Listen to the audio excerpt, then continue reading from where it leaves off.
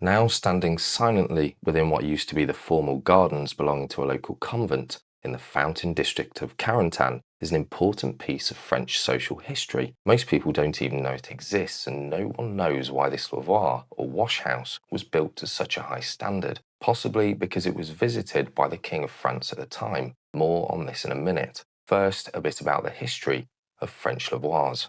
Anyone who spent any time travelling through France will have come across one of these local wash pools. Although not as widely used now, they would once have been an important gathering place before the installation of running water. Some rural areas didn't get running water until the 1960s. They would challenge a key part of French social history, where one should not wash your dirty linen in public, an expression widely used today.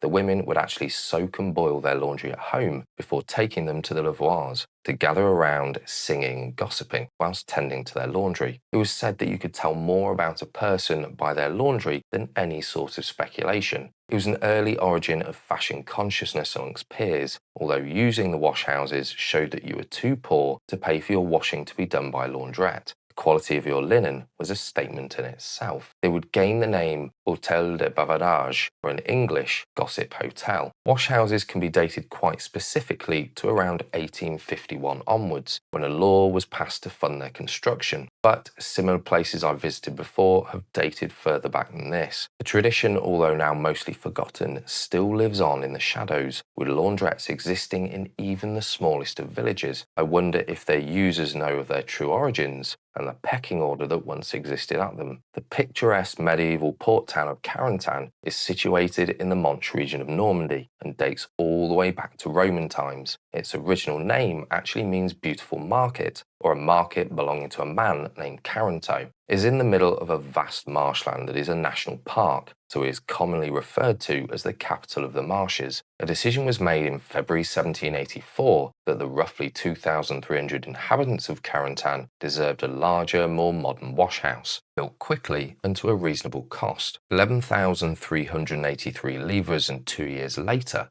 in June of 1786, it was complete, with its cost and construction time far exceeding the original estimates, causing some turbulence in the local council. To give an idea of how expensive that was at the time, the attendant responsible for maintaining it was only paid 50 livres a year. Its central reservoir, that's 15 by 8 meters, is fed by one of the many springs in the area, coming out of the mouth of an intricately sculpted fish into the basin. On the opposite side is a steel sluice gate that not only acts as an overflow, but allows the basin to be drained for cleaning. The excess water then flows past a cannon of unknown origin and away down a sunken channel towards town. The stones around the rim of the basin were once used to wash, beat and squeeze the laundry, before it was hung on the wooden rails behind to dry. Its covered gallery, constructed from large columns of dressed con limestone, adorned with now weathered gargoyles, is over 2 meters wide, supporting an impressive hand-carved roof frame with slate roof tiles. But why was it built to such a lavish standard?